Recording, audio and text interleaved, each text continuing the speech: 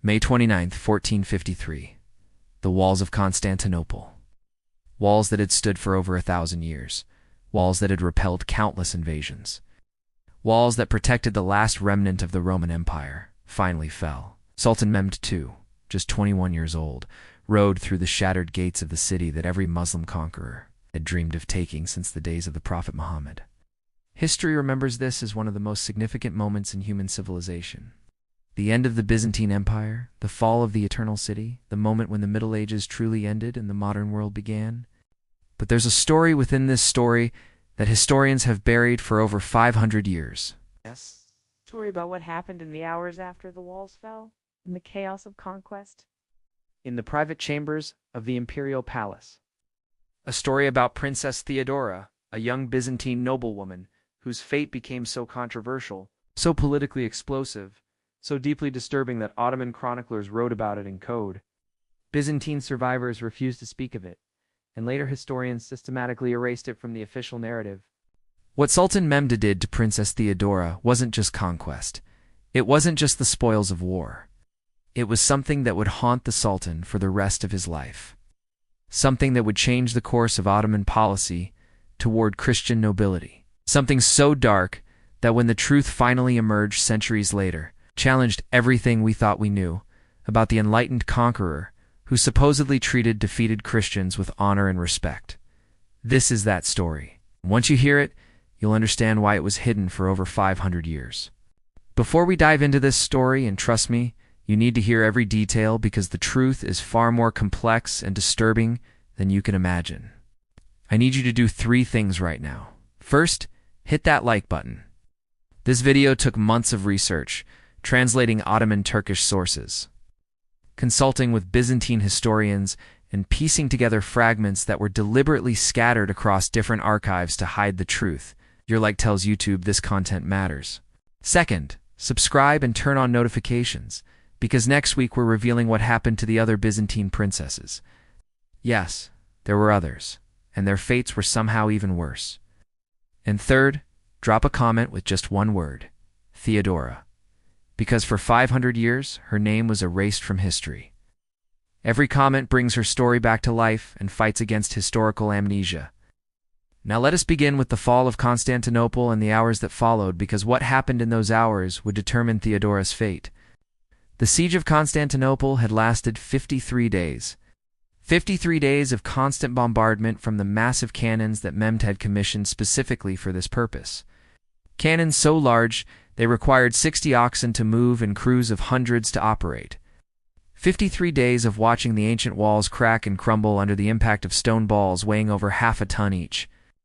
53 days of dwindling food supplies, shrinking numbers of defenders, and the growing certainty that the city that had survived for 1,123 years was finally going to fall. Emperor Constantine, the 11th Palaiologos, the last Roman emperor, knew the end was coming. On the night of May 28th, he gathered his remaining nobles and commanders in Hagia Sophia, the magnificent cathedral that had been the heart of Orthodox Christianity for nearly 1,000 years. They prayed together, Orthodox and Catholic side by side, their theological differences finally meaningless in the face of the Ottoman army surrounding them. Constantine removed his imperial regalia. He wanted to die as a soldier, not as an emperor. According to the few sources that survived, he told his companions, "The city is falling, but I will not. I am the emperor, and I will die with the empire." He did. When the walls were finally breached in the pre-dawn hours of May 29th, Constantine threw himself into the gap, fighting alongside common soldiers, and was killed in the chaos. His body was never definitively identified. Some say he was decapitated and his head sent to Mehmed. Others claim he died anonymously among piles of corpses, stripped of anything identifying him as emperor. Either way, the Roman Empire, which had begun with Augustus in 27 BCE and continued through the Byzantine period, ended with Constantine dying in a desperate last stand.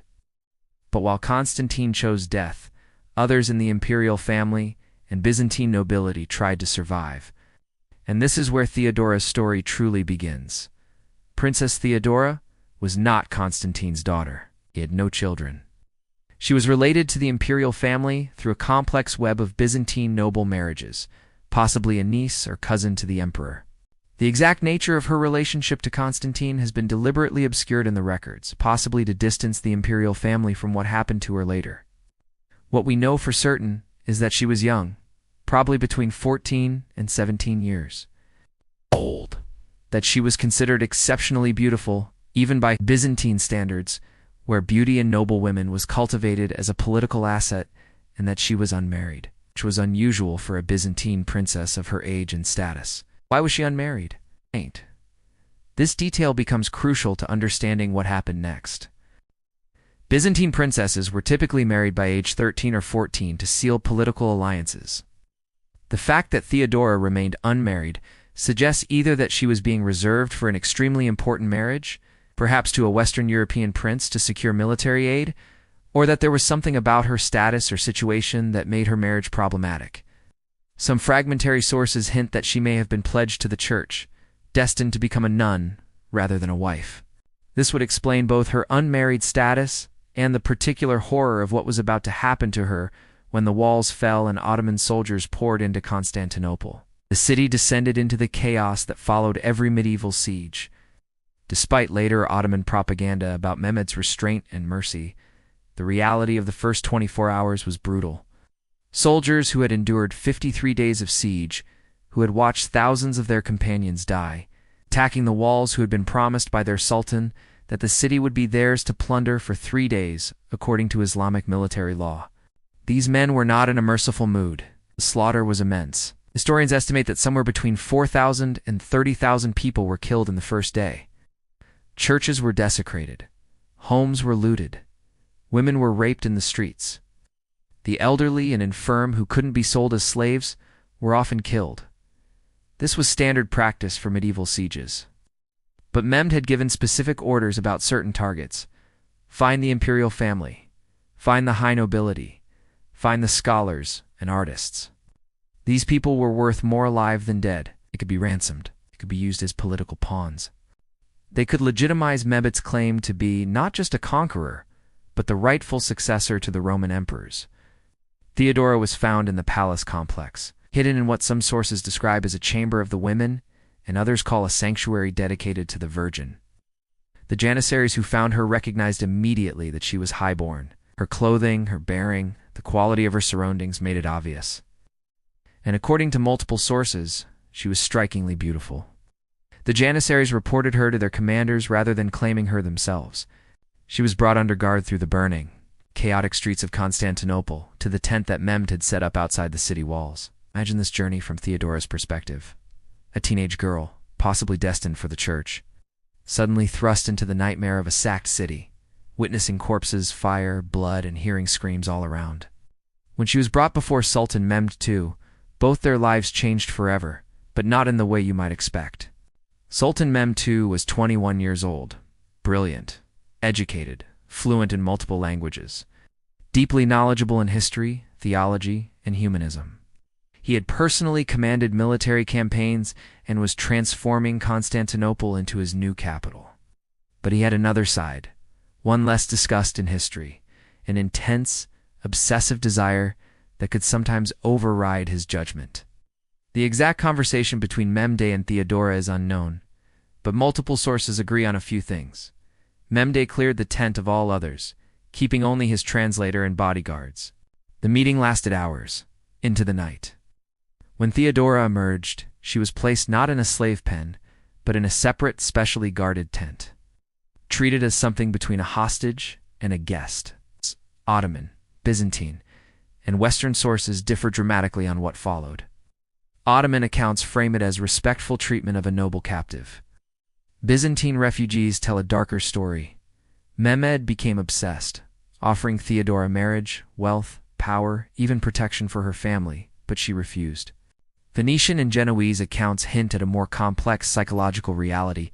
Mehmed sought her willing consent, but forced compliance would not achieve the ultimate goal of legitimizing his conquest.